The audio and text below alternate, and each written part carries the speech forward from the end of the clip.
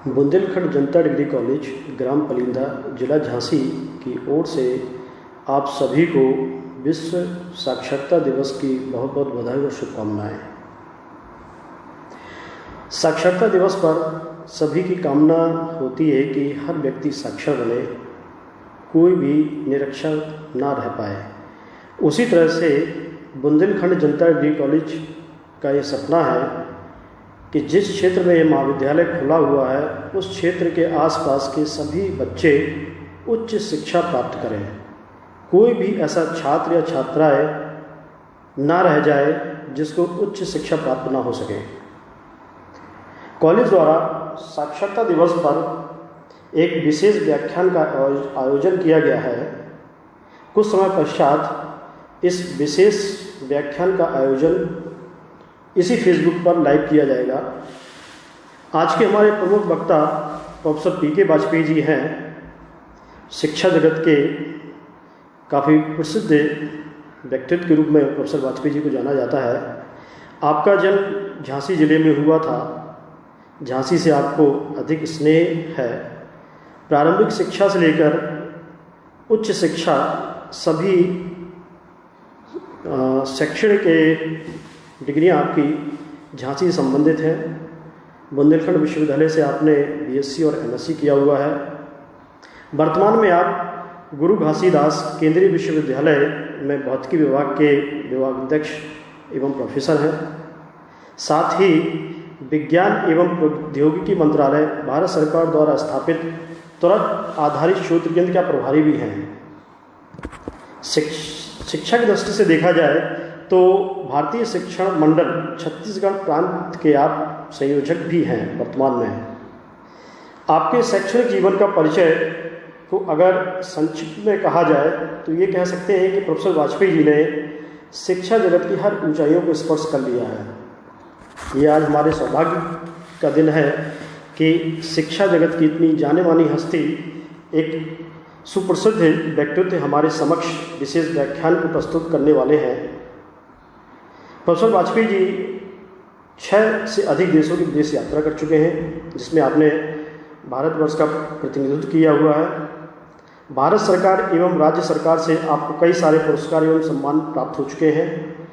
कई प्रतिष्ठित संस्थाओं में आप सदस्य एवं संयोजक के रूप में रहकर शोध कार्यों की समीक्षा भी कर रहे हैं। आपके 30 वर्ष के शिक्षण अनुभव के साथ साथ प्रोफेसर वाजपेयी जी ने 7 उच्च स्तर के शोध केंद्र भी स्थापित किए हुए हैं। इन शोध केंद्रों की स्थापना में भारत सरकार एवं राज्य सरकार द्वारा सहयोग किया गया है। प्रोफेसर वाजपेयी ने अपने निर्देशन में 14 बच्चों को पीएचडी कराई है। 100 से अधिक आमंत्रित व्याख्यान प्रस्तुत किए हैं। आपने 115 शोध पत्र प्रकाशित भी कर चुके हैं। शाम को लगभग 4 बजे के आसपास प्रोफेसर वाजपेयी जी बुंदेलखंड जनता डिग्री कॉलेज के फेसबुक पेज पर लाइव होंगे। आप सभी इस व्याख्यान को सुनने के लिए सादर आमंत्रित हैं। धन्यवाद। सभी लोगों को मेरा नमस्कार और आशा है आप इस फेसबुक लाइव के जरिए आज की जो चर्चा है उसको सुन पा रहे हैं।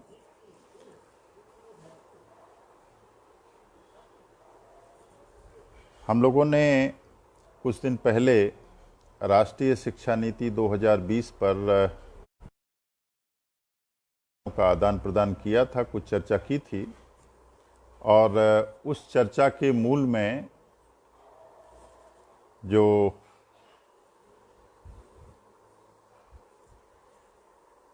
हमने बातें की थी उसका मूल उद्देश्य ये था कि भारतीय ज्ञान परंपरा पर आधारित जिस शिक्षा नीति की आवश्यकता युगानुकूल रूप से इस देश में है, वह शिक्षा नीति संभवतः स्वतंत्रता के 73 सालों के बाद हम नहीं बना पाए और उसकी आवश्यकता एक लंबे अरसे से पूरा देश महसूस कर रहा था। किसी भी देश की शिक्षा नीति बनाते समय विशेष उद्देश्यों का ध्यान रखा जाता है, जिसमें देश की सांस्कृतिक परंपराएं, उसके अपने इतिहास, उसकी सभ्यता, उसके जो मौलिक विचार हैं जिससे एक राष्ट्र बनता है, उनका समावेश शिक्षा नीति में हो। उसके अतिरिक्त आर्थिक रूप से राष्ट्र को सशक्त बनाने के लिए, देश की युवा पीढ़ी को समानतायुक्त विकास के नए अवसर पैदा करने के लिए और राष्ट्र की एक सर्वांगीण उन्नति के लिए शिक्षा की जो अपनी जगह है, जो उसका रोल है, उसकी दृष्टि से शिक्षा नीति तैयार होती है। पूर्व में भी इस देश ने अनेक बार राष्ट्रीय शिक्षा नीति बनाने के प्रयास किए। सन 1968 के उपरांत सन 1986 में हम नई शिक्षा नीति लाए, 1992 में उसमें कुछ परिवर्तन किए। अंतर्राष्ट्रीय स्तर पर जो यूएनओ ने बहुत सारे परिवर्तन किए, उसके अनुक्रम में हम राइट टू एजुकेशन लाए। लेकिन इन सब के बावजूद एक समग्र और सर्वांगीण राष्ट्रीय विकास, राष्ट्र की सोच को लेकर शिक्षा नीति उन सभी पहलुओं पर विचार करते हुए बने, ऐसी अपेक्षा काफ़ी समय से इस देश को थी। और इस शिक्षा नीति के बारे में हम सभी लगभग 29 जुलाई को ये नीति माननीय मंत्री महोदय द्वारा देश के सामने रखी गई, तब से लगातार पूरे देश में इस पर विमर्श हो रहा है। और शिक्षा नीति के जितने भी महत्वपूर्ण तत्व हैं, उस पर किसी न किसी रूप में विचार हम सब लोग कर चुके हैं। किंतु आखिर वो कौन से परिवर्तन हैं जिसकी वजह से इस नीति को क्रांतिकारी कहा जा रहा है, और उन परिवर्तनों को किस तरह से क्रियान्वित किया जाए ताकि वास्तव में जिन लक्ष्यों को लेकर ये शिक्षा नीति बनी है, उन लक्ष्यों को हम पूरा कर सकें। और विशेष रूप से आज के कार्यक्रम के संयोजक डॉक्टर संजीव कुमार श्रीवास्तव जी ने मुझसे अनुरोध किया था कि आज का हम जो चर्चा का सत्र लें, उसमें कुछ अनुभव को जोड़ें, अपने निजी अनुभव। प्रथम सत्र में चर्चा में हमने एक पृष्ठभूमि दी थी कि भारत में औपनिवेशिक सोच की वजह से जो ब्रिटिश एजुकेशन का मॉडल था, कमोबेश किसी न किसी रूप में स्वतंत्रता के बाद भी हम उसी को बढ़ाते रहे। में भी इस देश ने बहुत सारी प्रगति की है, लगभग जीवन के हर क्षेत्र में, इसे नकारा भी नहीं जा सकता। किंतु जिस व्यापक उदात्त उद्देश्यों को लेके और एक समग्र शिक्षा नीति बनना चाहिए और उसके आधार पर देश को विकास के मार्ग पर आगे चलकर एक विश्व गुरु के रूप में प्रतिष्ठित होने का जो हमारा सपना है, उसको साकार करने का प्रयास संभवतः इसमें नहीं हो पाया। तो वो कौन कौन से कारण हैं जिससे हम एक मौलिक चिंतन की दिशा में आगे नहीं बढ़ पाए अपनी शिक्षा व्यवस्था को लेकर? पहला जो सबसे बड़ा मुझे नजर आता है कि 1835 से लेके 1947 तक काल में भारतीय शिक्षण परंपरा, जो कि ब्रिटिशों के द्वारा हम पर अधिरोपित की गई थी, हमारे ऊपर लागू की गई थी, उस पूरी व्यवस्था का उद्देश्य मूल रूप से इस तरह की मानव शक्ति का विकास करना था जो ब्रिटिश साम्राज्य के प्रति कृतज्ञ हों, जो पश्चिम की शिक्षण व्यवस्था को, पश्चिम की प्रगति को, पश्चिम की औद्योगिक क्रांति को अपना आदर्श माने और इस देश के अतीत की जो भी ज्ञान परंपरा है, इस देश ने सातत्य रूप से जो भी विश्व का मार्गदर्शन किया है, उसके प्रति एक हीन भावना का विकास हो, ताकि ये देश ब्रिटिश साम्राज्य के प्रति सदैव के लिए अनुग्रहित रहे। और इसके दो बड़े उदाहरण आज मैं आपको दूंगा जो उस दिन मैंने चर्चा में नहीं लाए थे। पश्चिमी ज्ञान परंपरा ने लगभग 200 साल तक इस बात का प्रयास किया कि भारत की जो अनूठी वैदिक परंपरा के ग्रंथ हैं, चाहे वो वेद हों, चाहे उपनिषद हों, चाहे पुराण हों, चाहे ब्राह्मण ग्रंथ हों, गीता हो, महाभारत हो, रामायण हो, या जीवन के अन्य क्षेत्रों में चाहे चरक हों, चाहे सुश्रुत हों, चाहे रसायन के क्षेत्र में बहुत बड़े बौद्ध वैज्ञानिक हमारे यहाँ एक से एक हुए हैं, उन सब के ज्ञान को रद्दी की टोकरी में कैसे फेंका जाए, उसको कैसे जो है खत्म किया जाए। और इसके लिए पहला जो कुचक्र रचा गया, हार्वर्ड, MIT, ऑक्सफोर्ड और इस तरह के विश्वविद्यालयों ने भाषाई आधार पर यह साबित करने की कोशिश की, theory of Aryan invasion. Aryan invasion theory का जो मूल था वह इस बात को प्रमाणित करना था कि भारत में ज्ञान नाम की कोई चीज़ नहीं थी। यहाँ आर्यों ने आक्रमण करके इस देश में जो भी ज्ञान स्थापित किया है वो मूलतः यूरोप से आया ज्ञान है। और इसमें एक और बड़ा नैरेटिव था, विशेष रूप से जर्मनी का, क्योंकि तत्कालीन साम्राज्यवाद की दौड़ में जहाँ फ्रांस और इंग्लैंड बहुत आगे थे, जर्मनी उसमें पिछड़ गया था। तो जर्मनी को एक बहुत सशक्त नैरेटिव की आवश्यकता थी। और जब लिंग्विस्टिक से बेसिस पर जर्मन और संस्कृत के भाषाई समानता जब मिली, तो बहुत सारे जर्मन वैज्ञानिकों ने, विद्वानों ने, विचारकों ने इस बात का लगातार प्रयास किया कि आर्यंस को जर्मन घोषित कर दिया जाए। यही प्रयास रशियन नैरेटिव में था। बाल्टिक से आर्य आए, इस बात का प्रयास था। मध्य एशिया से आर्य आए, इस बात का प्रयास रहा। और लगातार 250 साल तक, चाहे आर्कियोलॉजिकल एविडेंसेज हों, चाहे लिंग्विस्टिक एविडेंसेज हों, चाहे एक भाषा गढ़ी गई। संस्कृत प्राचीन भाषा नहीं है, इस बात को साबित करने के लिए प्रोटो यूरोपिक एक मनगढ़ंत भाषा गढ़ी गई। अब आप सोचिए विज्ञान का किस तरह से दुरुपयोग करके एक पश्चिमी नैरेटिव इस देश के ऊपर थोपा गया ताकि ये देश द्रविड़ियन और आर्यंस की थ्योरी में बटा रहे।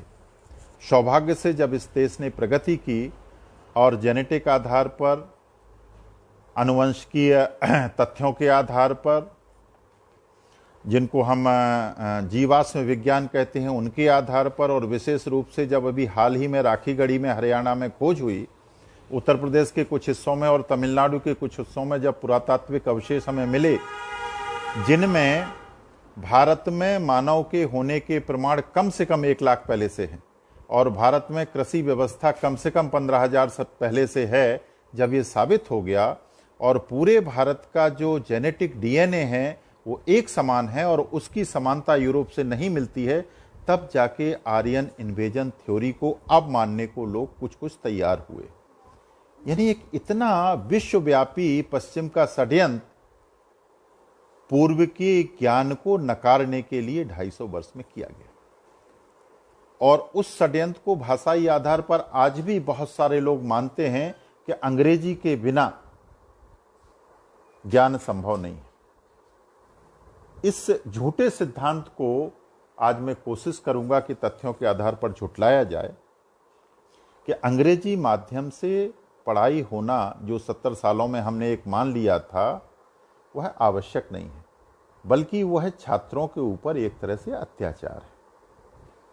और ये जो हमारी नई शिक्षा नीति आई है, बल्कि ये कहें पहले से ही सन 1968 से त्रिभाषा फार्मूला के अंतर्गत देश ने लगातार प्रयास किया है कि छात्र की जो प्राथमिक शिक्षा हो, प्री प्राइमरी एजुकेशन हो, कम से कम कक्षा 5 तक वो उसकी अपनी घर की भाषा में हो, मातृभाषा में हो, क्षेत्र की भाषा में हो, या जिस भाषा में वो पर्यावास में रहता है उस भाषा में हो।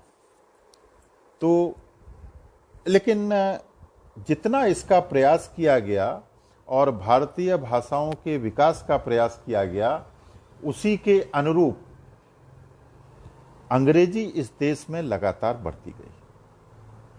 और आज की परिस्थिति में देखकर दुख होता है कि छोटे छोटे गांवों में, कस्बों में पब्लिक स्कूल्स के नाम पर अधकचरी अंग्रेजी के शिक्षक रॉटन ज्ञान को अधकचरे रूप से अंग्रेजी माध्यम में बच्चों को सिखाकर उनकी कॉग्निटिव स्किल्स को, उनकी जिज्ञासु प्रवृत्ति को, उनकी रचनात्मकता को किस तरह से मार रहे हैं, किस तरह से उन पर एक मानसिक अत्याचार लगातार ये देश सह रहा है।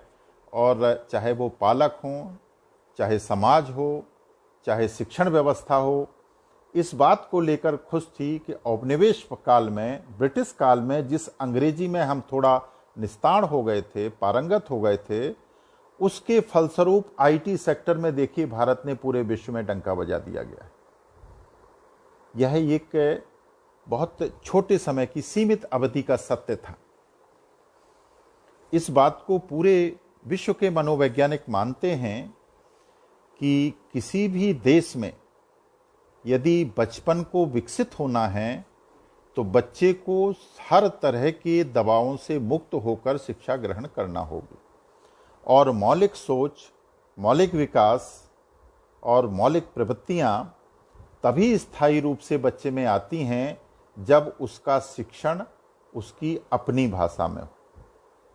वो क्षेत्र की भाषा हो सकती है, वो मातृभाषा हो सकती है, वो उस प्रदेश की भाषा हो सकती है, लेकिन किसी दूसरी भाषा में शिक्षण निश्चित रूप से मौलिक प्रवृत्तियों को विकसित नहीं करता है। एक बिल्कुल ऐसा अनुसंधान की निष्कर्ष हैं जिन पर किसी प्रकार का कोई आरोप नहीं। पहली बार राष्ट्रीय शिक्षा नीति इस बात का आग्रह करती है कि चाहे स्कूल निजी हों, चाहे स्कूल सरकारी हों, हर स्कूल में ये प्रयास होना चाहिए कि 3 वर्ष से लेके 18 वर्ष तक जब बच्चा 5+3+3+4 के शैक्षणिक स्ट्रक्चर में पढ़ाई करे या पढ़ाई करने के लिए प्री प्राइमरी स्तर पर तैयार हो, तो उसको अधिकतम शिक्षा मातृभाषा में दी जाए। ये सबसे कंट्रोवर्शियल सब्जेक्ट बन के शिक्षा नीति का आया है, इसीलिए मैंने सबसे पहले इस विषय को उठाया है। बहुत सारे लोगों का ये कहना है और 2 आर्गूमेंट इसके पक्ष में हैं। एक आर्गूमेंट ये है कि इसको करने से अंग्रेजी स्कूलों में पढ़ने वाले बच्चे और मातृभाषा में पढ़ने वाले बच्चों के बीच में विषमता और ज़्यादा बढ़ेगी और नौकरी, रोजगार या जो हमारे जीवन को चलाने के लिए आर्थिक अवसर होते हैं उनमें और विषमता आ जाएगी, इसीलिए यह ठीक नहीं है। दूसरा जो आर्गूमेंट या तर्क दिया जाता है वो इस बात को लेके कि अंग्रेजी वैश्विक भाषा है और वैश्विक आधार पर जो अवसर हमारी युवा पीढ़ी को मिलना चाहिए, यदि अंग्रेजी माध्यम से पढ़ाई नहीं हुई तो उनके वो अवसर घट जाएंगे। मुझे लगता है ये दोनों ही आधार तर्कहीन हैं। यहाँ इस बात को समझना होगा कि जब हम मातृभाषा में शिक्षा की बात करते हैं, जब हम घर की भाषा में शिक्षा की बात करते हैं, तब हम सिर्फ माध्यम की बात कर रहे हैं। अंग्रेजी में निस्तार होना, अंग्रेजी की पढ़ाई की व्यवस्था करना और अंग्रेजी की अनिवार्यता को नकारना आज असंभव है। हर बच्चा अंग्रेजी में अच्छा हो, अंग्रेजी सीखे और अंग्रेजी की वजह से जो अवसर मिलते हैं वो उसे मिलें, इस बात को कोई नहीं नकार रहा है। ये शिक्षा नीति जो बड़े बारीकी से इस बात को कहती है कि अंग्रेजी को माध्यम बनाना आवश्यक नहीं है। आप इतिहास की शिक्षा, भूगोल की शिक्षा, गणित की शिक्षा, विज्ञान की शिक्षा, सामाजिक विज्ञान की शिक्षा, ह्यूमैनिटीज की शिक्षा अंग्रेजी में जब देते हैं तो बच्चे को शब्दों के अर्थ समझ में नहीं आते हैं, वो उन चीज़ों को अपनी मेमोराइज करने लगता है। इसको कहते हैं रॉटन एजुकेशन। और इस वजह से जो आग्रह है वो ये है कि प्रत्येक स्कूल जहाँ तक संभव हो बच्चों को माध्यम अलग रखे और अंग्रेजी भी साथ में रखे। त्रिभाषा फॉर्मूले में अंग्रेजी पढ़ाने में कहीं कोई दिक्कत नहीं। तो पहला तो सबसे बड़ा बिंदु इस शिक्षा नीति का मुझे लगता है जो सबसे बड़ा क्रांतिकारी परिवर्तन है, यदि उसको हम कार्य रूप में परिणित कर सके कि इस देश में बच्चे के ऊपर जो अंग्रेजी माध्यम से पढ़ने का तनाव होता था, उस तनाव से मुक्ति मिलेगी। और इससे जो बहुत सारी शंकाएं हो रही हैं, उसको मैं अभी आपको 2 उदाहरण के साथ साबित करूंगा कि ये शंकाएं निर्मूल हैं। अपने यहाँ एक बहुत बड़े इनोवेटर हुए हैं लद्दाख में, सोनम वांगचुक, जिनको आपने 3 इडियट फिल्म में सब लोगों ने देखा, उनका ही कैरेक्टर था। सोनम वांगचुक पिछले 30-35 साल से लद्दाख के बीहड़ इलाकों में भाषाई शिक्षा को लेके बहुत बड़ा काम कर रहे हैं और नमोन्वेष को लेके, इनोवेशन को लेके उन्होंने लद्दाख में जो किया है वो बहुत प्रेरणादायी। सोनम वांगचुक ने जब शिक्षा के ऊपर उनसे पूछा गया तो उन्होंने कहा कि मैं आपको 2 उदाहरण देता हूं, और उन्हीं का उदाहरण मैं यहां कोट कर रहा हूं। विश्व के जो सबसे संपन्न 20 देश हैं, उन देशों में शिक्षा की व्यवस्था देखिए, और विश्व के जो सबसे गरीब 20 देश हैं, उन देशों में शिक्षा की व्यवस्था देखिए। निश्चित रूप से जो सबसे संपन्न जीडीपी के मामले में देश हैं, उनमें स्वीडन नंबर 1 पर है, और अधिकतर यूरोप के देश हैं सिवाय सिंगापुर और जापान को छोड़ के। इन सभी देशों में, चाहे वो चीन हो, साउथ कोरिया हो, जापान हो, सिंगापुर हो, फिनलैंड हो, स्वीडन हो, स्विट्जरलैंड हो, जर्मनी हो, फ्रांस हो, एकमात्र ब्रिटेन जिसकी मातृभाषा अंग्रेजी है, सभी देशों में स्कूली पढ़ाई उनकी मातृभाषा में होती है। और जो दुनिया के सबसे गरीब देश हैं 20, जिनमें से अधिकतर साउथ अफ्रीका के देश हैं, अफ्रीका महाद्वीप के देश हैं, उन सब देशों ने जो कभी ना कभी ब्रिटिश या फ्रेंच गुलामी के शिकार रहे हैं, आज भी अपनी शिक्षा व्यवस्था औपनिवेशिक भाषा में, या तो फ्रेंच में या अंग्रेजी में या जर्मन में या डच में या डेनिश में, इन सब चीज़ों में दी हुई। तो आपके सामने हैं दोनों देशों में मातृभाषा में विशेष रूप से प्राथमिक शिक्षा एक अनिवार्य तत्व है बच्चे के नैसर्गिक विकास के लिए, उसकी कॉग्निटिव स्किल्स के विकास के लिए, उसके मनोवैज्ञानिक रूप से मुक्त रूप से विकसित होने के लिए, और साथ ही उसकी मौलिक चेतना को एक मूर्त रूप देने के लिए। दूसरा जो एक अपने यहाँ के ही बहुत सारे उदाहरण है, सब लोगों को ये लगता है कि अंग्रेजी स्कूलों में शिक्षा बहुत बेहतर दी जाती है, जो मातृभाषा में स्कूल हैं उनमें शिक्षा कमतर दी जाती है। इनके भी 3-4 उदाहरण मैं आपको देता हूं। पहला उदाहरण, दिल्ली का जो सबसे अच्छा स्कूल है सरदार पटेल स्कूल, वो कक्षा 6 तक हिंदी में पढ़ाई होती है। रोड्स फेलोशिप अगर देश में सबसे ज्यादा मिलती हैं ऑक्सफोर्ड की, तो वो सरदार पटेल स्कूल से मिलती है। दूसरा, तिब्बती शरणार्थी जब यहाँ इस देश में आए तो उनकी शिक्षा की कोई व्यवस्था नहीं थी, लेकिन जैसा आप सभी लोग जानते हैं तिब्बत में एक निर्वासित सरकार है और दलाई लामा की मुँह बोली बहन उसमें शिक्षा मंत्री के रूप में काम करती हैं। उन्होंने तिब्बती स्कूल में अंग्रेजी भाषा में पहले शिक्षा शुरू की, लेकिन कुछ समय के बाद उन्हें लगा कि तिब्बती संस्कृति, संस्कार और भाषा का क्षय बहुत तेजी से हो रहा है, तो उन्होंने तिब्बती भाषा में उन स्कूल्स में शिक्षा दिलाई। और सीबीएसई के रिजल्ट में पिछले कई सालों से तिब्बती छात्र भारतीय छात्रों से बेहतर कर रहे हैं जो कि तिब्बती भाषा में पढ़ाई करते हैं। दूसरा तथ्य। तीसरा तथ्य, ऐसे आप बहुत सारे लोगों को देखेंगे जिनमें मैं भी शामिल हूं, और ये बात मैं आपसे इसलिए कर रहा हूं ताकि इस बात के भ्रम को तोड़ा जा सके। मेरी शिक्षा, जैसा आप सब लोग जानते हैं, मैं झांसी का हूं मूलतः, और झांसी के एक घोर देहात में प्राथमिक शाला से कक्षा 5 तक मैंने ABCD नहीं सीखी थी।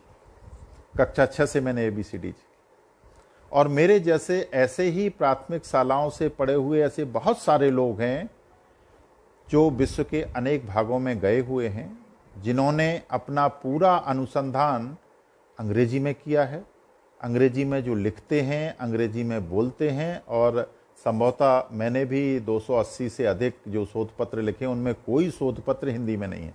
सारे शोध पत्र अंतर्राष्ट्रीय श्रेष्ठ पत्रिकाओं में पब्लिश हुए हैं। मेरा पूरा शोध अंग्रेजी में है, मेरा पूरा शिक्षण 34 साल का अंग्रेजी में है। तो ये धारणा, और ऐसे बहुत सारे लोग हैं, एक से एक विद्वान आप देखेंगे जिन्होंने हिंदी में मातृभाषा में पढ़ाई की, लेकिन अंग्रेजी को सीखना या किसी भाषा को सीखना एक बिल्कुल अलग बात है, और उस भाषा में शिक्षा ग्रहण करना बिल्कुल अलग बात है। अतः मेरा आप सबसे ये अपील भी है कि इस जो शिक्षा नीति आई है, अभी तो नीति आई है, इसने एक सिर्फ दिशा दी है, लेकिन अभी कानून बनेंगे।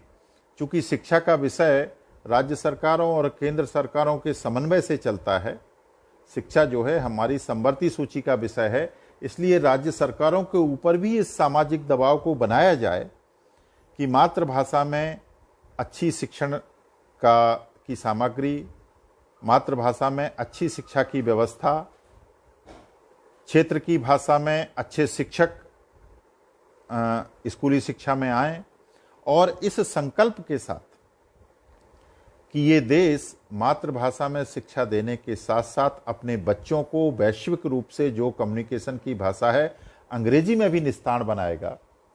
साथ साथ हमारी जो क्लासिक भाषाएं हैं, तमिल है, बंगला है, संस्कृत है, कन्नड़ है, एक से एक हमारे यहाँ भाषाओं का साहित्य अपार है।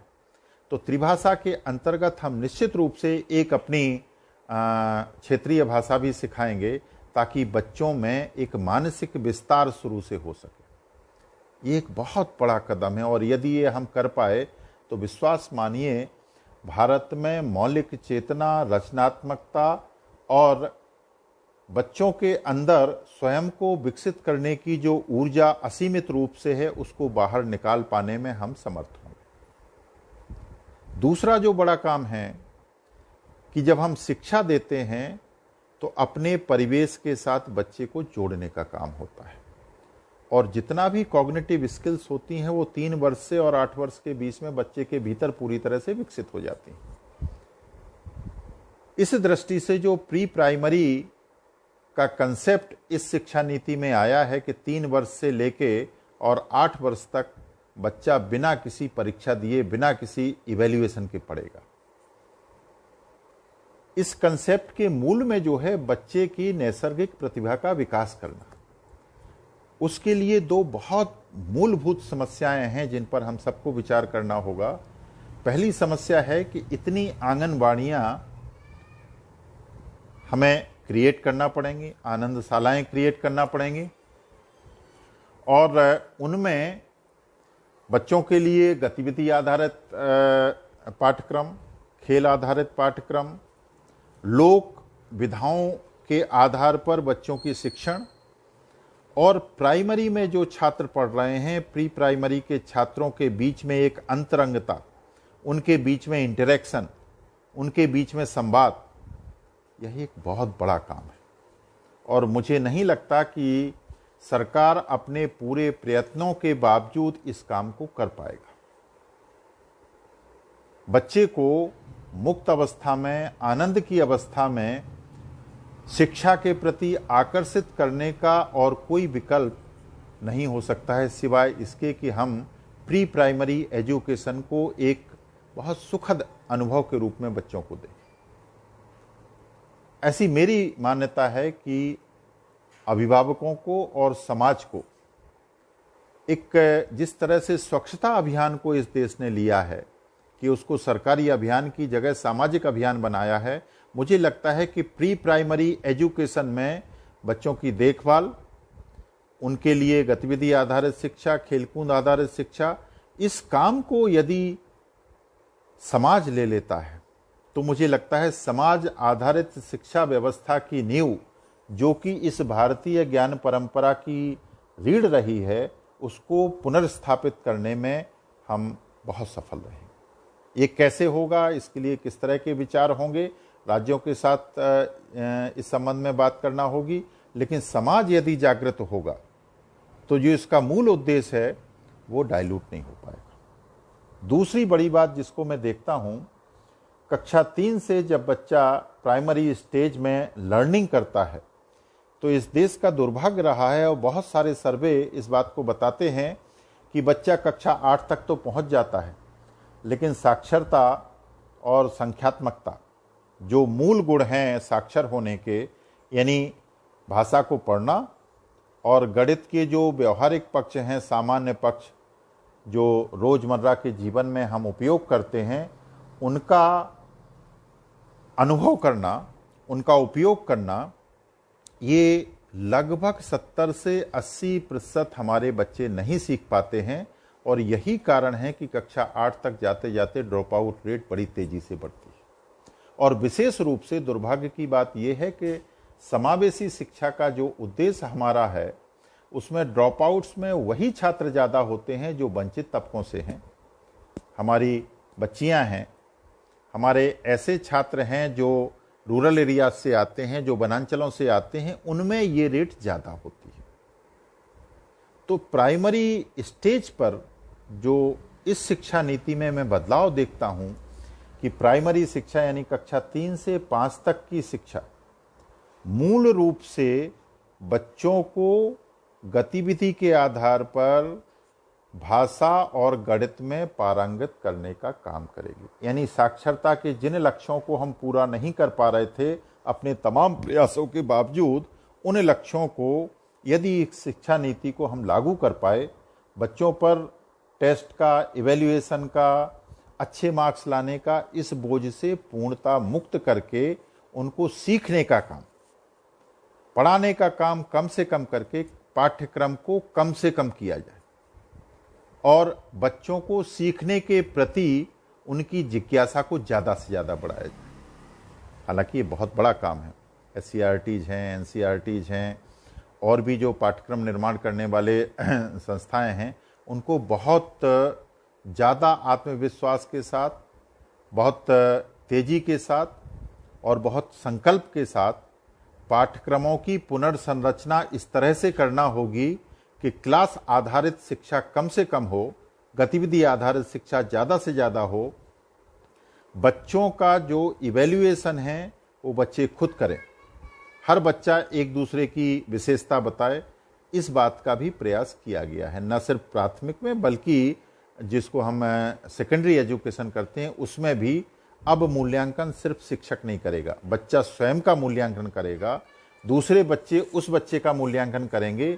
इससे होता क्या है कि जब आप शिक्षित होकर समाज में जाते हैं तब तो आपका मूल्यांकन करने वाला कोई नहीं होता है, वहाँ जीवन के हर निर्णय का मूल्यांकन आप स्वयं करते हैं।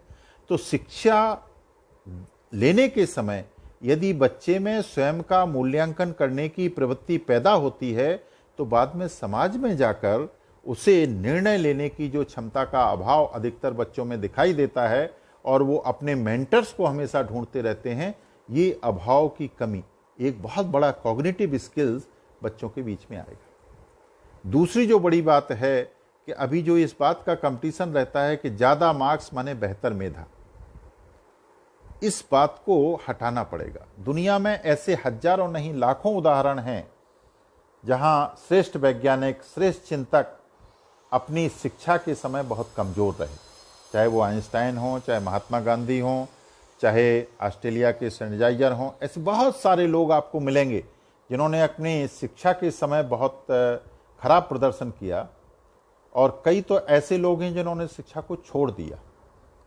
और स्वाध्याय के अनुसार जिस विषय में उनकी रुचि थी उसका अध्ययन किया और वो विश्व के महानतम लोगों में शामिल हुए।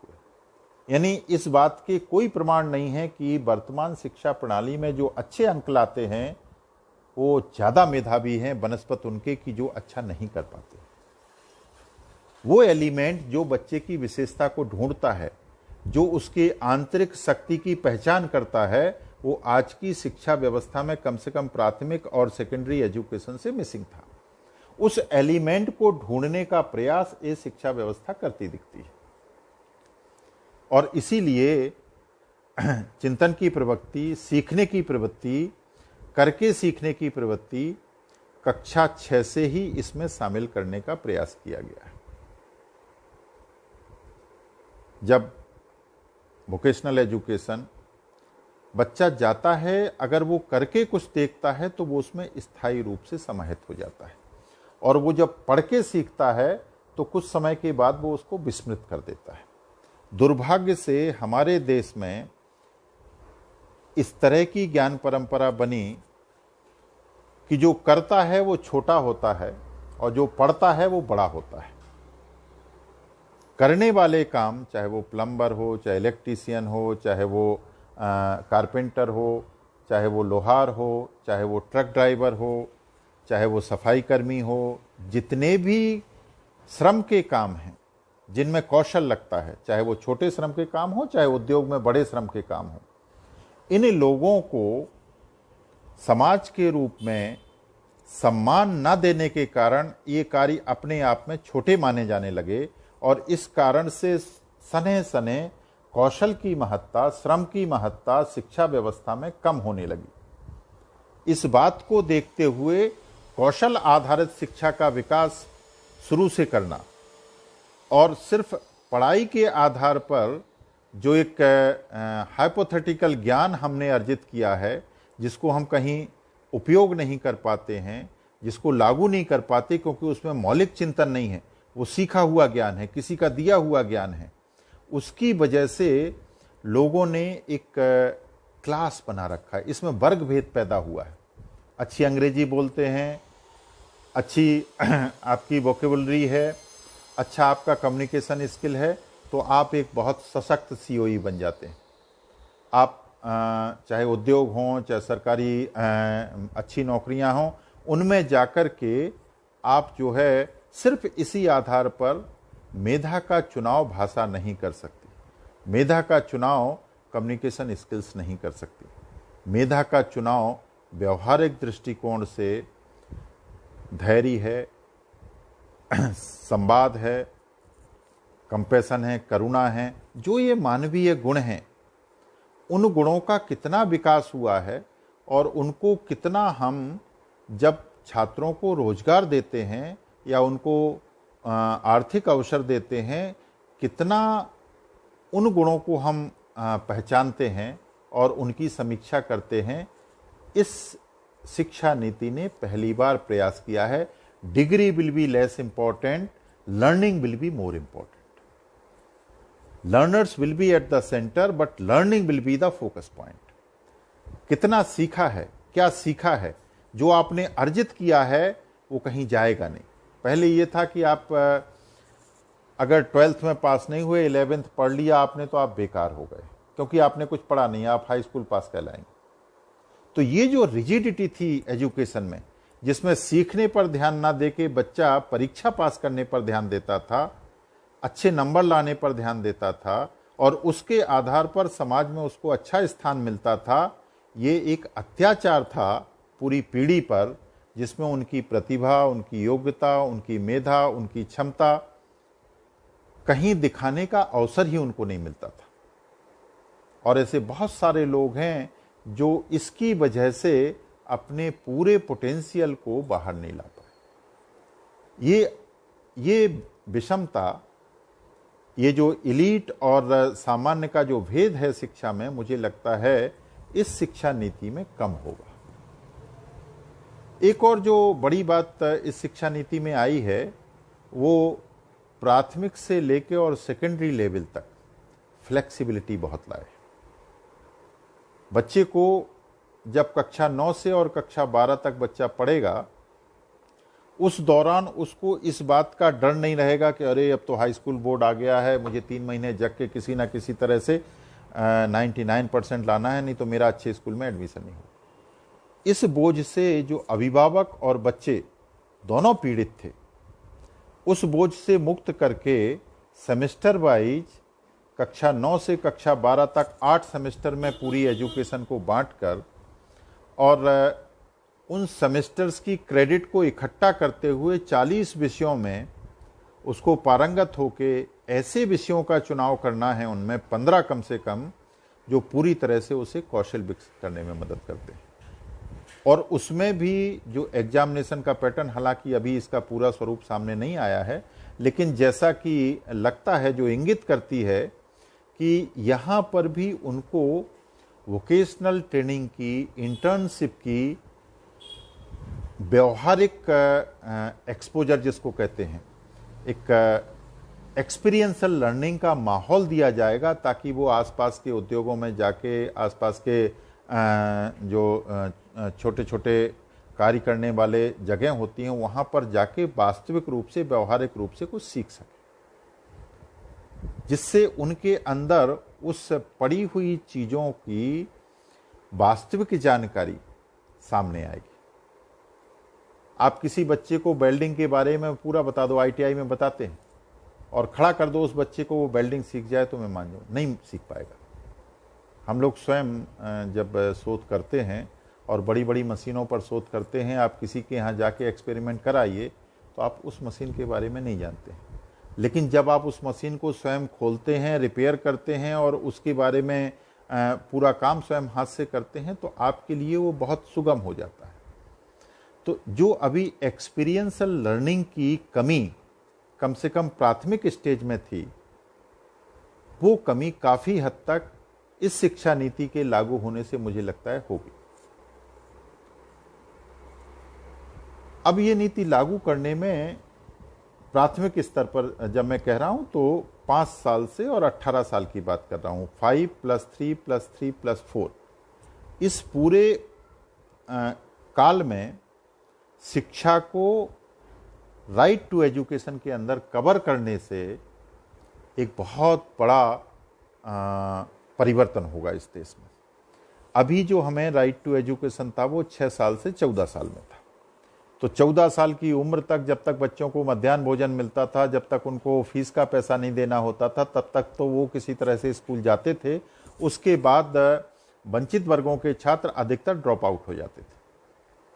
अब इस व्यवस्था के लागू हो जाने से प्री प्राइमरी से लेके कम से कम सेकेंडरी एजुकेशन तक, क्लास 12 तक, न सिर्फ बच्चे की एजुकेशन की गारंटी हो रही है, आप ड्रॉप आउट रेट को 0 कर रहे हैं। और साथ ही साथ क्लास 12 तक जो उसके अंदर एक और हीन भावना आती थी कि किस स्ट्रीम में वो जाएगा।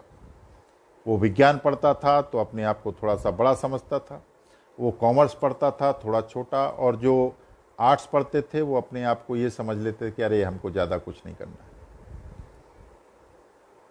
एक स्कूलों में विषमता की वजह से हीन भावना, एक विषयों के क्लासिफिकेशन की वजह से हीन भावना, और तीसरा कक्षा 12 के बाद वो पढ़ पाएगा या नहीं पढ़ पाएगा, इस असुरक्षा को लेके, ये सब तरह की हीन भावना लेके बच्चे में मनोवैज्ञानिक इस तरह की विकृति आ जाती थी कि वो अपने आप को दूसरे के समकक्ष मानता ही नहीं था।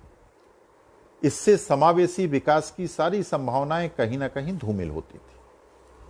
और इस कारण से जो वर्ग विहीन समाज, जिसको हम कहते हैं कि पूरे सब लोगों को समानता के अवसर मिले, एक्सेस इक्विटी इन एजुकेशन, ये एक्सेस तो मिल जाता था लेकिन इक्विटी नहीं हो पाती थी।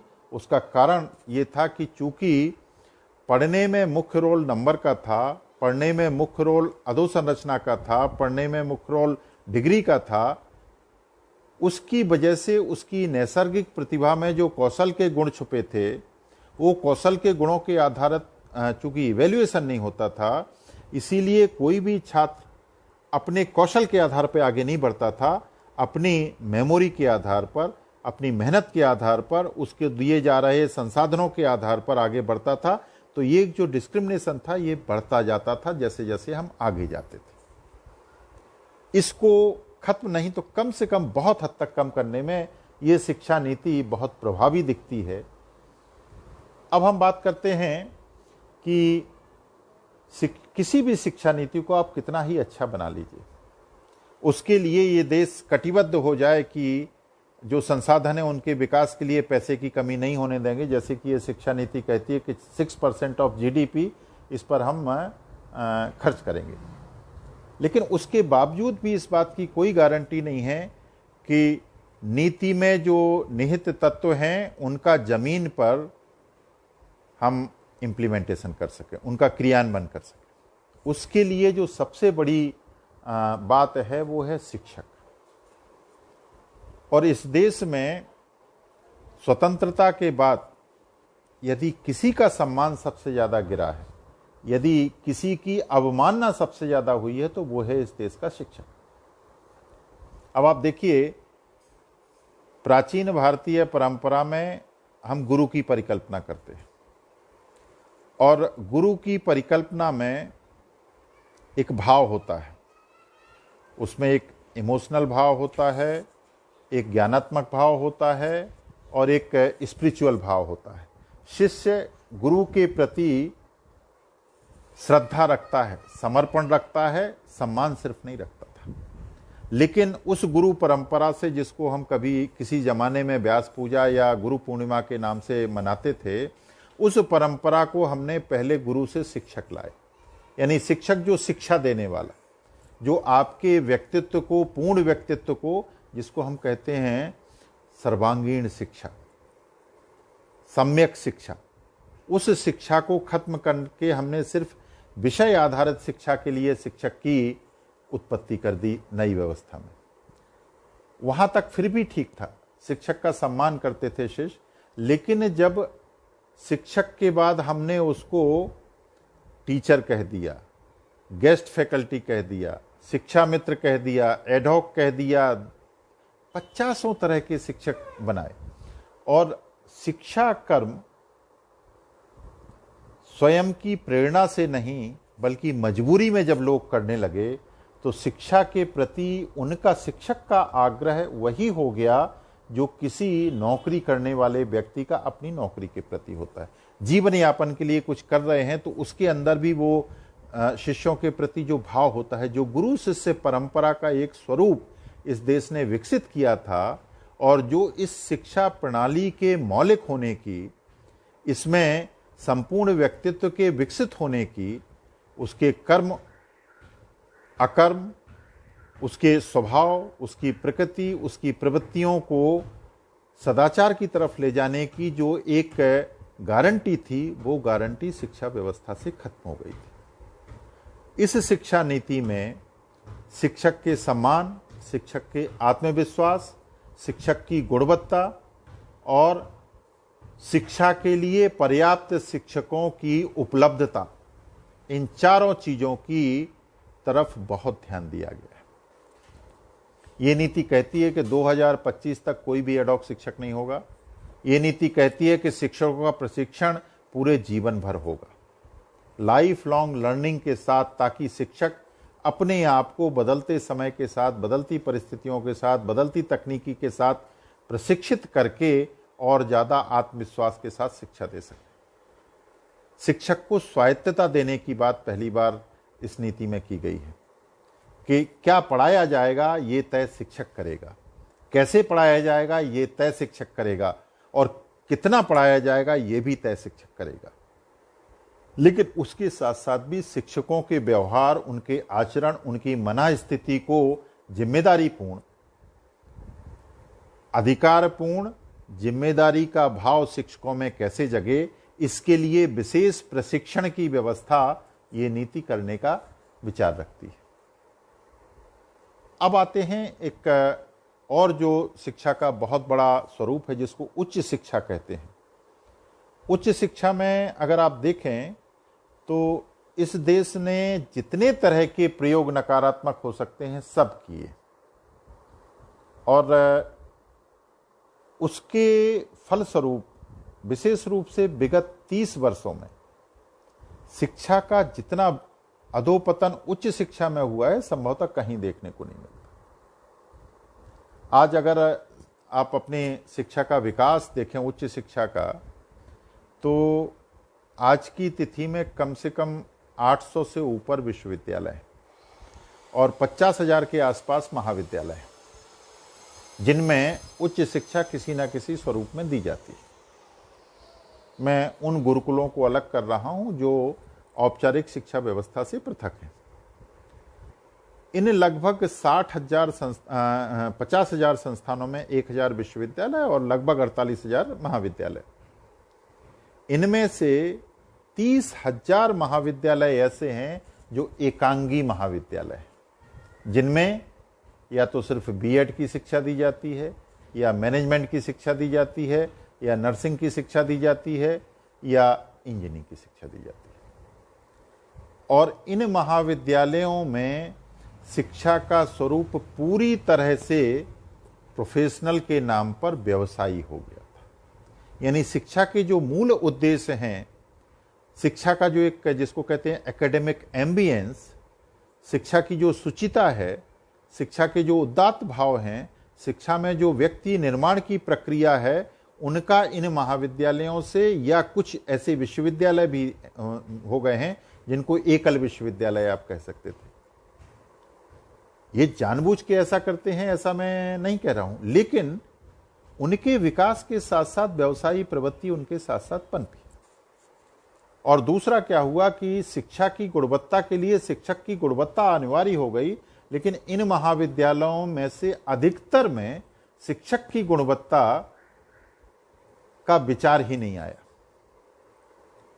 और जो नियामक संस्थाएं हैं, उन नियामक संस्थाओं ने भी ऐसा नहीं कि ध्यान नहीं रखा, लेकिन वो उसको नियंत्रित करने में असफल रही, क्योंकि वो उनके नियामक जो पैरामीटर्स थे, उन पैरामीटर्स के बियॉन्ड चीजें थी। एक शिक्षण का मूलभूत व्यवहार था जो शोधपरक रूप से सामने नहीं आ पाया, कि यदि आप बहुआयामी, बहुभाषी, विविधता वाले देश में रहते हैं तो उसमें एकांगी शिक्षा आपको उसकी सामाजिक, राजनीतिक, आर्थिक चेतना से विलग कर देगी, इस बात का ख्याल ही उस शिक्षण व्यवस्था में नहीं आया। तो पहली बार इस बात को जिन लोगों ने भी, कस्तूरीरंगन आयोग के जितने भी सदस्य थे, उन्होंने बहुत बारीकी से इस बात को पकड़ा कि शिक्षण व्यवस्था में जो सबसे महत्वपूर्ण तत्व है वो है शिक्षा की विविधता। विभिन्न विभिन्न विषयों को सभी महाविद्यालयों में, सभी विश्वविद्यालयों में होना चाहिए। यह पहली गारंटी है कि जो उच्च शिक्षा में जो छात्र जा रहे हैं उनका बहुआयामी विकास होगा। दूसरी जो बात थी कि जैसा कि 10+2 में हमारे यहाँ भी था, उसी तरह से वो चीज़ और व्यापक होती थी, विषयों का लिमिटेशन, शिक्षा को सीमित करना। यदि आप बीएससी में जा रहे हैं तो आप चाहे के भी, जैसे मैंने बीएससी मैथ साइड से किया था, मैं चाहे के भी मेरी कितनी ही रुचियों में इतिहास नहीं पढ़ सकता था। जो बच्चा वाणिज्य पढ़ता है वो कितना ही ज्यादा चाहे, लेकिन वो फिजिक्स नहीं पढ़ सकता था। यानी बच्चों की नैसर्गिक क्षमताओं को सीमित करने का काम शिक्षा, उच्च शिक्षा में करती थी। और दूसरा जो उससे भी बड़ी चीज है, विभिन्न विषयों के बीच के जो अंतर संबंध होते हैं,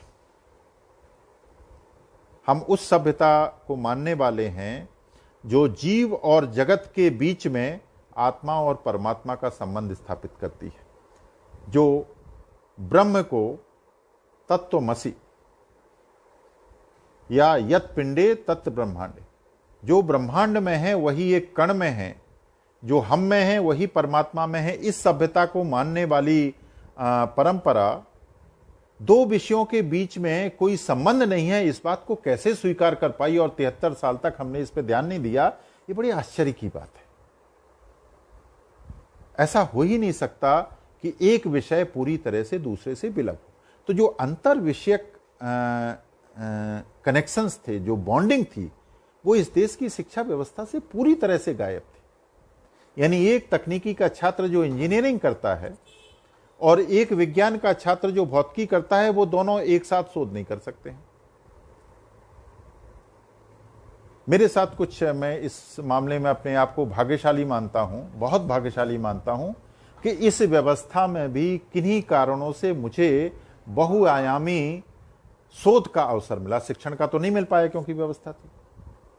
मैंने मूल रूप से, मैं भौतिकी का अध्यापक हूं, तो भौतिकी का मैंने सीखा, लेकिन भौतिकी के साथ साथ मैंने ऐसे शोध की जिसमें रसायन शास्त्र का भी उपयोग था, तो मुझे रसायन शास्त्र को भी थोड़ा बहुत समझने का अवसर मिला। फिर मुझे एक ऐसे संस्थान में नौकरी मिली जो बायोफिजिक्स करता था, तो उसमें मुझे बॉटनी, जूलॉजी और इस तरह बायोकेमिस्ट्री, इस तरह के शिक्षकों के साथ रहने का अवसर मिला। फिर मैं कुछ ऐसे अनुसंधान किए जिसमें मूल रूप से जिसको कहते हैं एंथ्रोपोलॉजी, उनके लोगों के साथ काम करने का अवसर मिला, और अंतिम चरण में मुझे एक्सेलरेटर फिजिक्स करते समय कृषि विज्ञान के लोगों के साथ काम करने का अवसर मिला। इन अवसरों में मैं ये बात इसलिए नहीं बता रहा हूं कि मैं अपनी कोई प्रशंसा करना चाह रहा हूं, इस बात को मैं ये बता रहा हूं कि इस पूरे 24-25 साल की जर्नी में जब मुझे ये अवसर मिले तो मुझे चीज़ों को समझने में न सिर्फ एक व्यापकता मिली, बल्कि उनके संबंध कितने सरल हैं, कितने आराम से जो व्यक्ति भौतिकी पढ़ता है वो बॉटनी समझ सकता है, वो इकोनॉमिक्स समझ सकता है, उनमें कोई मूल अंतर नहीं है। इसी तरह से बहुत सारे मेरे मित्र हैं जो भाषाओं में हैं, भाषा विज्ञान के मित्र हैं, वो बताते हैं कि यदि एक भाषा पर आपका अधिकार है तो अन्य भाषाओं के भाव समझने में, उनका क्लासिकल लिटरेचर समझने में आपको बहुत आसानी होती है। तो इन अंतर संबंधों को लेके जो एक विषय विषयक सीमाएं हमने बनाई थी, उन सीमाओं को तोड़ने का और पूरी तरह से तोड़ने का काम ये शिक्षा नीति उच्च शिक्षा के स्तर पर करती है। और न सिर्फ तोड़ने का काम करती है, बल्कि आपको बहुत सारी फ्लेक्सिबिलिटी भी देती है कि डिग्री के लिए पहाड़ की चोटी तक चढ़ना आवश्यक नहीं है। आप शुरू में चढ़े और आपने मान लीजिए किसी पहाड़ की चोटी के 100 मीटर नीचे जाके छोड़ दिया तो आप चोटी फतेह नहीं कर पाए। पहले ये इस तरह की हमारी डिग्री व्यवस्था थी, लेकिन अब की व्यवस्था में आप 1 साल पढ़ते हैं तब भी आपको कुछ ना कुछ मिलेगा, आप 2 साल पढ़ते हैं तब भी मिलेगा, आप 3 साल पढ़ते हैं तब भी मिलेगा, और 4 साल पढ़ते हैं तो आप निस्तार होकर निकलेंगे। तो ये जो डिग्री स्तर पर ये जो 2 परिवर्तन बड़े किए गए हैं कि विषयों की जो सीमाएं हैं, ज्ञान की लिमिटेशन को खत्म किया गया है और बहुविषयक पाठ्यक्रमों पर जोर दिया गया है, ताकि जो वर्तमान व्यवस्था में, पिछले दिन जब माननीय कैलाश जी बात कर रहे थे तो उन्होंने सिविल इंजीनियरिंग का एक उदाहरण दिया था। ये सिर्फ सिविल इंजीनियरिंग के लिए लागू नहीं है, हर बात में लागू होती है। कोई भी व्यक्ति जब कोई कार्य करता है तो उस कार्य करने में अगर कार्य जितना बड़ा होता है उतने ही लोगों को मिलके वो कार्य करना पड़ता है। और जब हम मिलके काम करते हैं तो उपनिषद हमको बताता है कि एक साथ काम करने के लिए एक साथ सीखना आवश्यक है, और एक साथ सीखने के लिए यह आवश्यक है कि आप जो सीख रहे हैं उसमें सर्वश्रेष्ठ सीखें, तभी टीम बनती है। तो ये जो टीम भावना से काम है, ये जो सामूहिक रूप से इस देश का दृष्टिकोण रहा है कि हम सामूहिक शक्ति में विश्वास करते हैं। हमारा एक व्यक्ति की आइडेंटिटी इस देश में कभी नहीं रही, हम किसी न किसी परिवार से जुड़े होते थे, और परिवार की जो एक सुखद कल्पना इस देश ने की थी वो इस देश की समृद्धि का मूल आधार था, ताकि एक के भीतर कुछ कमजोरी होती है दूसरे की ताकत उसको छुपा लेती थी। और परिवार की इस व्यवस्था को जैसे जैसे हम आगे बढ़ाते जाते थे, यानी जितना बड़ा परिवार उतना बड़ा हमारा हृदय होता है। व्यक्ति की व्यापकता का अर्थ भारतीय शिक्षा पद्धति में परिवार को बढ़ाना था, और जब हम समष्टि को परिवार बना लेते थे तो हम पूरी तरह से मुक्त हो जाते थे, व्यापक हो जाते थे। ये जो सिद्धांत रूप में हमारी जीवन की दृष्टि थी, उस दृष्टि को लागू करने का पहला सिद्धांत है दूसरे का सम्मान करना, दूसरे को समझना, समझाना नहीं, अपने से आगे दूसरे को रखना। ये जब बहुविषयक ज्ञान होता है, एक दूसरे विषयों के बीच के अंतर संबंध हम समझते हैं, तो न सिर्फ हमें ये विषयों को के आधार पर बहुविषयक विमर्श को समझने में, बल्कि जब हम समाज में आते हैं तो समाज को ठीक से समझने में बहुत आसानी होती है, और समाज में हमारा जो कंट्रीब्यूशन है वो बहुत अच्छा हो जाता है। तीसरी जो सबसे बड़ी बात है कि उच्च शिक्षा में इस देश के, अगर आप जो लोग यूजीसी से गवर्न हो रहे शिक्षक हैं, वो जानते होंगे कि 2010 में, बल्कि 2008 में आ गया था यूजीसी रेगुलेशन जो आया था, उसमें एक एपीआई शब्द है कि एकेडमिक इंडेक्सिंग आपकी कैसी है। और वो इंडेक्सिंग की बहुत सारी टेबल्स थी जिनमें हम सबका आकलन होता था। उसमें समय समय पे कुछ परिवर्तन हुए 2013 में, 2016 में, 2018 में, लेकिन वो शिक्षकों के बीच में इतना बड़ा तनाव क्रिएट करने का कारण बना और संभवतः स्वतंत्रता के 73 सालों में पिछले 20 सालों में जितनी फर्जी शोध पत्रों का, शोध पत्रिकाओं का चलन बढ़ा, छापने की प्रवृत्ति, इवन पेटेंट्स कराने की प्रवृत्ति जितनी तेजी से आई, ऐसे लगा कि शिक्षक का और शोधार्थी का जो मौलिक गुण था उसको खोकर किसी एक रेस में हम घुस गए। निश्चित रूप से जैसा हम जानते हैं, हर व्यक्ति के अंदर हर क्षमता नहीं होती है, ना उसकी रुचि होती है। तो हर व्यक्ति शोध करे, हर व्यक्ति अच्छा शिक्षक हो, हर व्यक्ति अपने आप को एक ही दिशा में दौड़ाए। ये जो पश्चिम की सोच है कि सब एक जैसे हो जाएं, विकास का एक ही मॉडल हो, सारी चीजें एक रूपता में आ जाएं, ये स्वीकार ही नहीं हो सकता है और ना ही ये किसी तरह से सहयोगी हो सकता है। विविधता ही हमारी प्रकृति है। और अगर आप प्राकृतिक रूप से जो यूनिवर्सल सिद्धांत है वो ये मानता है कि जब तक आप एक्साइटेड होंगे तब तक आप स्थायी नहीं हो सकते। तरंगित होना बहुत आवश्यक होता है। और हम जानते हैं कि थोड़ा सा मैं विज्ञान में आ रहा हूं, स्थित ऊर्जा की निम्नावस्था जो होती है वह हम की स्थायी अवस्था होती है और गतिज ऊर्जा की जो उच्चावस्था होती है वो हमारी एक्टिव स्टेज होती है। तो एक्साइटेड होने के लिए, तरंगित होने के लिए व्यक्तियों को स्पंदित होना पड़ता है, कंपन होना होता है। और कंपन तभी ट्रांसफर करते हैं एनर्जी को, चाहे वो कम्युनिकेशन में हो, चाहे वो साउंड में हो, चाहे किसी भी तरह की आपकी ऊर्जा हो, जब रेजोनेंस होता है, जब आपकी फ्रीक्वेंसी मिलती है। तो ये फ्रीक्वेंसी मैचिंग के मौके व्यक्तियों को तभी मिलते हैं जब उनके बीच से इस तरह की ये जो भावनाएं हैं कि हम अलग हैं, मैं तो इंजीनियरिंग में हूं, मैं उससे अलग हूं, मैं तो डॉक्टरी पढ़ रहा हूं, मैं अच्छा हूं, ये तो कॉमर्स पढ़ रहा है किसी। इस तरह की ये जो भावनाएं आ गई थी।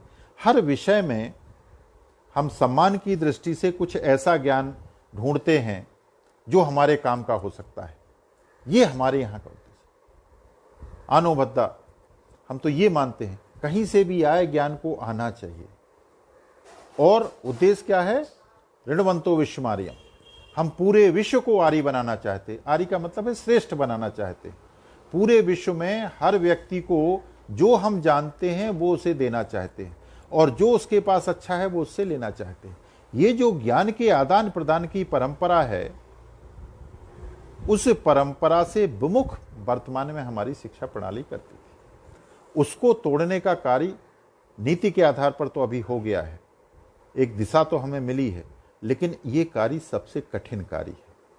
क्योंकि जब हम विश्वविद्यालयों का वर्गीकरण करेंगे कि जिनको शोध अच्छा लगता है उनके लिए शोध के विश्वविद्यालय हैं, जिनको शिक्षण अच्छा लगता है उनके लिए शिक्षण के विश्वविद्यालय हैं, और अधिकतर जो मेजॉरिटी के महाविद्यालय होंगे वो अंडर ग्रेजुएट की टीचिंग करेंगे। इस तरह का क्लासिफिकेशन हमने किया है और शिक्षा नीति इस बात की ओर भी इंगित करती है कि लगभग 300 से 500 हम शोध के विश्वविद्यालय 2030 तक बनाएंगे, लगभग 1000 से 2000 शिक्षण के विश्वविद्यालय बनाएंगे और लगभग पूरे महाविद्यालय जो इस समय 48,000 के आसपास हैं उनकी संख्या 10,000 के आसपास सीमित रखेंगे। एकल महाविद्यालय जहां तक होंगे समाप्त हो जाएंगे और इन महाविद्यालयों की अपनी स्वायत्तता होगी जहां तक इनको प्रमाण पत्र देना है, डिग्री देना है, और ये महाविद्यालय ग्रेडेड ऑटोनॉमी के आधार पर आगे लिए जाएंगे। अब यही सबसे बड़ा प्रश्न है कि कहीं ये एक नए वर्ग भेद को तो पैदा नहीं कर देगा। कहीं ऐसा तो नहीं होगा कि जो रिसर्च यूनिवर्सिटी हैं वो अपने आप को बड़ा मानने लगें, जो टीचिंग यूनिवर्सिटी हैं वो छोटा मानने लगें, और जो महाविद्यालय हैं वो सीढ़ी पर सबसे नीचे आके रह जाएं। उससे होगा क्या? इस बात की चिंता और इनके कार्यान्वयन में इस बात का ध्यान हमको रखना पड़ेगा कि इनमें ग्रेडेशन ना हो, इनमें रुचि के आधार पर। और तीनों तरह के शिक्षा, उच्च शिक्षा संस्थानों में एक्सेस यानी क्षमता के आधार पर बच्चे को प्रवेश की व्यवस्था रहे, इस बात का भी ध्यान क्रियान्वयन के समय हमें रखना पड़ेगा। तीसरी जो चीज इसमें है कि न सिर्फ आप बल्कि विश्व में जो विकसित देश हैं उनके जो सबसे अच्छे विश्वविद्यालय हैं उनमें सबसे ज़्यादा विद्यार्थी भारत से जाते हैं, चाहे वो अमेरिका हो, चाहे जर्मनी हो, चाहे फ्रांस हो, चाहे ऑस्ट्रेलिया हो, चाहे ब्रिटेन हो, और अब तो सिंगापुर भी उस श्रेणी में आ गया है जहां बहुत सारे लोग जाते हैं नेशनल यूनिवर्सिटी ऑफ सिंगापुर में। उसके कारण होता क्या है कि ज्ञान की जो तीव्र इच्छा जिन लोगों में होती है, निश्चित रूप से वो सबसे अच्छे ब्रेन भी होते हैं। तो एक देश का सर्वाधिक जो मेधा वाला छात्र है वो ज़्यादा से ज़्यादा पैसा देके विदेश में पढ़ता है, और अधिकतर समय चूंकि वहाँ अच्छी सेवाएं हैं वहाँ रह जाता है। तो देश का एक जो क्रीमी लेयर है वो देश से बाहर जाता है। देश का जो हमारा बहुत इम्पोर्टेंट विदेशी धन है, यानी डॉलर में जो पैसा है, वो हमको वहाँ देना पड़ता है, और ये नंबर बहुत बड़ा है। देश से हर साल लगभग 2.5 से 3 लाख बच्चे जाते हैं, और उसकी वजह से जो देश के संसाधन को, देश की मेधा की जो क्षति होती है, उसको रोकने के लिए एक उपाय ये किया है कि 100 अच्छे विश्वविद्यालय जो टॉप की यूनिवर्सिटीज हैं उनको भारत में लाया जाए, और अपने विश्वविद्यालयों के जैसे ही साधन उनको देके, बराबरी के लेवल प्लेइंग फील्ड देके एक कंपटीशन की प्रोसेस शुरू की जाए, ताकि हमारे विश्वविद्यालयों को भी उसी स्तर पर लाने का प्रयास हो। 2 चीजें इसमें होंगी। नंबर 1, जिनको शोध में रुचि नहीं है, शिक्षण में रुचि है, वो शोध के भार से लगभग मुक्त होंगे, और जिनको शोध में रुचि है, शिक्षण उनकी सेकेंडरी है, वो शोध के लिए नए अवसर पाएंगे। और अभी जो शोध होता है वो मूल रूप से 2 चीजों को लेकर होता है, कितना अच्छा पब्लिकेशन, कितना अच्छा पेटेंट। जैसे मेरा जब आप परिचय दे रहे थे तो 280 पेपर पब्लिश किए। जब ये सुनते हैं तो लगता है कि मैं कोई बाहर से बहुत बड़ा आदमी, ऐसा नहीं होता है। कोई भी व्यक्ति यदि कुछ लिखता है तो वो प्रकाशित होगा, वो कुछ करता है तो प्रकाशित होगा। ये शोध नहीं है। शोध एक प्रवृत्ति है। शोध एक पूरी तरह से एक अवधारणा के रूप में ज्ञान को प्राप्त करने का एक ट्रेंड प्रशिक्षित माध्यम है, और उसके अनुसार किसी समस्या का समाधान मूलक निष्कर्ष निकालना ही शोध का अंतिम लक्ष्य होता है। यानी या तो ज्ञान में हम वृद्धि करें, या ज्ञान की जो छवि है उसको एक नए तरीके से देखने का प्रयास करें, या वर्तमान में जो ज्ञान है उसके आधार पर उसको कहीं अनुपयोग करके उसमें उसको समाज के लिए उपयोगी बनाएं, या जो बड़ी समस्याएं हैं उनके जो राष्ट्रीय या अंतर्राष्ट्रीय हलों की तरफ हम नहीं पहुंच पा रहे हैं उनको पहुंचाने का काम करें। जैसे आज आपने देखा होगा हाइपरसोनिक मिसाइल के लिए हमने जो है आज इसरो ने परीक्षण किया और हम सफल रहे। तो वो एक दिन में तो नहीं हुआ, उसमें बहुत सारे वैज्ञानिकों ने लगातार, लेकिन उनका काम पेपर पब्लिश करना नहीं था। उनका काम था कि हम हाइपरसोनिक टेक्नोलॉजी का विकास देसी तरीके से कैसे कर सकें। इसी तरह से बहुत सारे क्षेत्र हैं, ऊर्जा का क्षेत्र है, हमारे यहाँ बीमारियों के क्षेत्र हैं, नए नए टीके विकसित करना, पूरी जनसंख्या को सस्ती दवाइयाँ उपलब्ध करना, किस तरह से जो नई तकनीकी आई हैं, जैसे हम लोगों के क्षेत्र में एक्सेलरेटर के आधार पर रिएक्टर्स को चला के देश को ऊर्जा से पूरी तरह से स्वावलंबी बनाना, कृषि के क्षेत्र में न सिर्फ देश की जनसंख्या के लिए भोजन की व्यवस्था करना, बल्कि देश की जो कृषि भूमि हमारी बहुत महत्वपूर्ण है और उसमें बहुत ज़्यादा फैलाव नहीं हो सकता, उसको ज़्यादा उपजाऊ बनाना, खेती को ज़्यादा टेक्नोलॉजी ड्रिवन बनाना, किसानों को ज़्यादा मजबूत करना, हमारे फल हैं, हॉर्टिकल्चर का एक सेक्टर है, बहुत सारे ऐसे क्षेत्र हैं जिनमें अनेक चैलेंज हैं। और ये चैलेंज सिर्फ विज्ञान के क्षेत्र में नहीं है, समाज विज्ञान में, भाषा के विज्ञान में, मानविकी में ये चुनौतियां ज़्यादा गंभीर हैं। एक पिछले भाषण में मैंने एक चुनौती का जिक्र किया था कि प्रजातंत्र को कैसे भारतीय प्रजातंत्र में बदलना। पश्चिम से आयातित प्रजातंत्र की जो कमियां हैं, जो विकृतियां उसमें धीरे धीरे आ रही हैं, और ये जो चुनावी खेल बन गया है, इसको कैसे जमीनी व्यवहारिक एक प्रजातांत्रिक गणराज्यीय व्यवस्था में परिवर्तित करना समाज विज्ञान की एक बहुत बड़ी चुनौती है। आर्थिक विषमता को किस तरह से कम करके सभी को समान अवसर देते हुए अपने अपने क्षेत्र में बढ़ने के लिए, समावेशी विकास के लिए जमीन तैयार करना, ये मानविकी की बहुत बड़ी समस्या है। तो इस तरह के शोध जिनको मिशन मोड रिसर्च कहते हैं, उन रिसर्चेस को बढ़ावा देने के लिए नेशनल रिसर्च फाउंडेशन की व्यवस्था की जा रही है। ये एक पहली बार है। लेकिन जो शोध पहले से चल रहे हैं, जैसे department of science and technology है, यूनिवर्सिटी ग्रांट्स कमीशन है, डिपार्टमेंट ऑफ एटॉमिक एनर्जी है, डिपार्टमेंट ऑफ बायोटेक्नोलॉजी है, डिपार्टमेंट ऑफ ओशन एनर्जी है, department ministry of renewable energy है, ये लोग जो अपने अपने सीमित क्षेत्र में बहुत सफल अनुसंधान कर रहे हैं, उन अनुसंधानों को रोका नहीं जाएगा, वो साइमल्टेनियसली चलेंगे। इस दृष्टि से एक शिक्षा व्यवस्था में संक्रमण को लेते हुए, एक ट्रांजिशन को लेते हुए पुरानी शिक्षा पद्धति को भारत आधारित नई शिक्षा पद्धति में बदलने का ये जो एक संकर प्रयास, एक बहुत बड़ा प्रयास जो हम कर रहे हैं, उस प्रयास के सफल होने की जो सबसे बड़ी गारंटी ये है कि उस प्रयास को समाज के साथ जोड़ा जाए। उस प्रयास में मनःदृष्टि, जो हमारी मेंटल स्टेटस है या जो हमारा माइंड सेट है, जिस माइंड सेट में ये भर गया है कि शिक्षा पढ़ते हम इसलिए हैं क्योंकि हमको नौकरी मिले, और अच्छा पढ़ाई का मतलब है अच्छी नौकरी। इस बात से, इस मेंटल स्टेटस से नई पीढ़ी को हमें वापस लाने का भी काम करना है कि अच्छी शिक्षा का मतलब अच्छी स्किल्स, अच्छी शिक्षा का मतलब अच्छी नॉलेज, अच्छी शिक्षा का मतलब अच्छे अनुभव, अच्छा संवाद विकसित करना, अच्छी एक्सपीरियंसेस गेन करना, अच्छी स्किल्स डेवलप करना, और उसके आधार पर निश्चित रूप से राष्ट्र की आवश्यकताओं के अनुसार अवसर तो आपको मिलेंगे समाज में, और उन अवसरों में रोजगार निश्चित रूप से शामिल होगा। तो व्हेन रोजगार become secondary, learning becomes primary, इस तरह की शिक्षा जो भारत के मूल तत्वों के साथ जुड़ी हुई, एक जैसे जैसे हम नई पीढ़ी में आते हैं स्वतंत्रता के बाद, आप धीरे धीरे महसूस करेंगे कि राष्ट्र के प्रति जो हमारा लगाव है, राष्ट्र के प्रति जो हमारी बॉन्डिंग है, उसमें कहीं ना कहीं कमी आती है। ऐसा नहीं कि वो कम राष्ट्रभक्त हैं, लेकिन उनको उन चीज़ों के बारे में ज्ञान ही हमने नहीं दिया। वो हमारी जो गौरवशाली अतीत की परंपराएं हैं उनको जानते ही नहीं हैं। जो हमारी सभ्यता है, जो हमारी संस्कृति है, जो हमारी कला है, जो हमारा इतिहास है, जो हमारा भूगोल है, जो हमारे प्राचीन दर्शन हैं। कितने छात्र हैं जो हमारे 6 दर्शनों का, जैन और बुद्ध दर्शन का ज्ञान जानते हैं, सिवाय इसके कि जिनको पढ़ाया जाता है फिलॉसफी में या एजुकेशन के कुछ छात्रों को।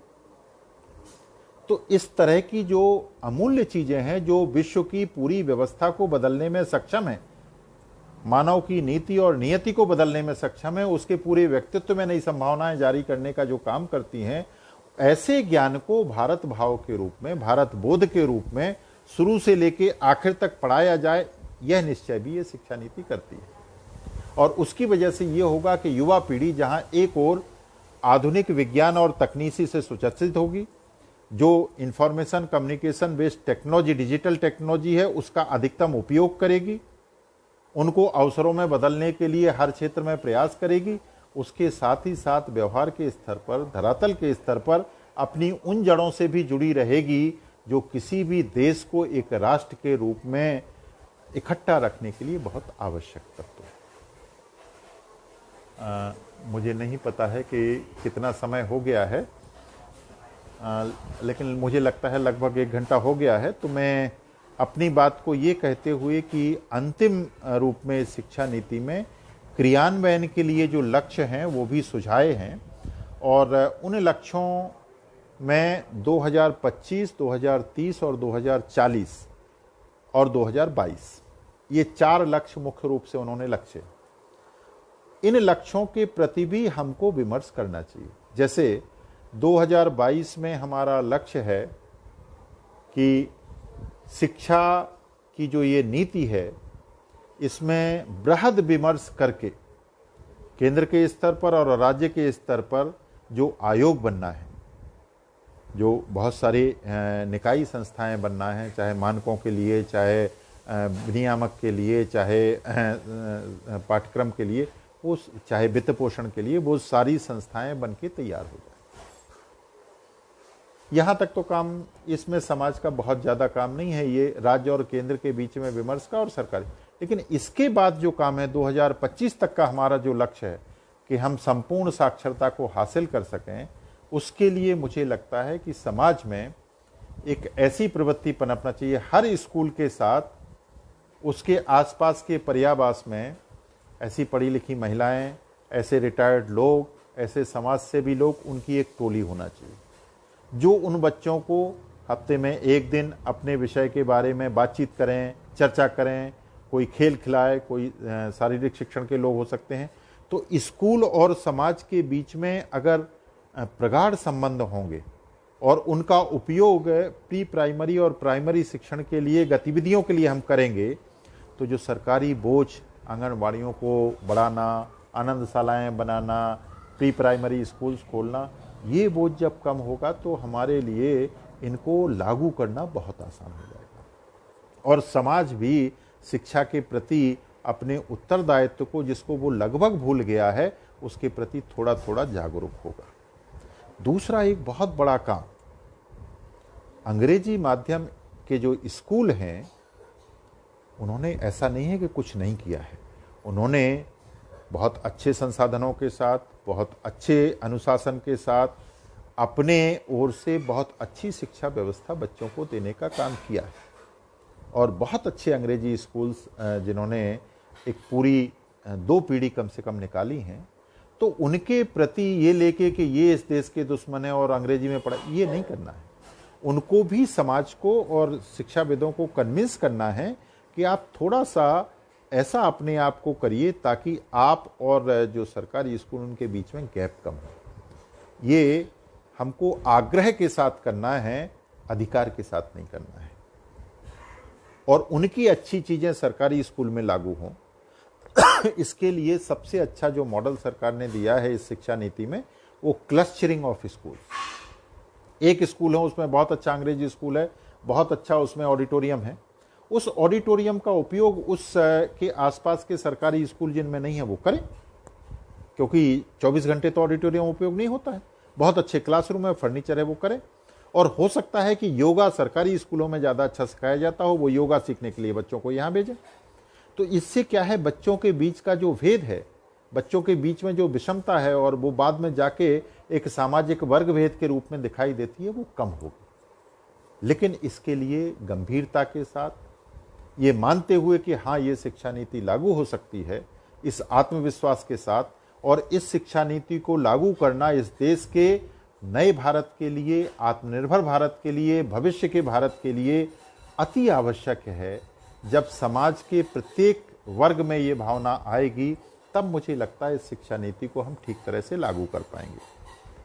मैं हो सकता है विषय से बीच बीच में भटक गया हूँ या कुछ बातें अतिरंजित हो गई हों। यदि किसी तरह की कोई गलती हो तो आप लोगों से क्षमा याचना करता हूँ। और यदि किसी को किसी भी प्रकार का कोई विमर्श करना है या कोई प्रश्न है, कोई जिज्ञासा है, तो उसके लिए सहर्ष आपका स्वागत है। बहुत बहुत धन्यवाद।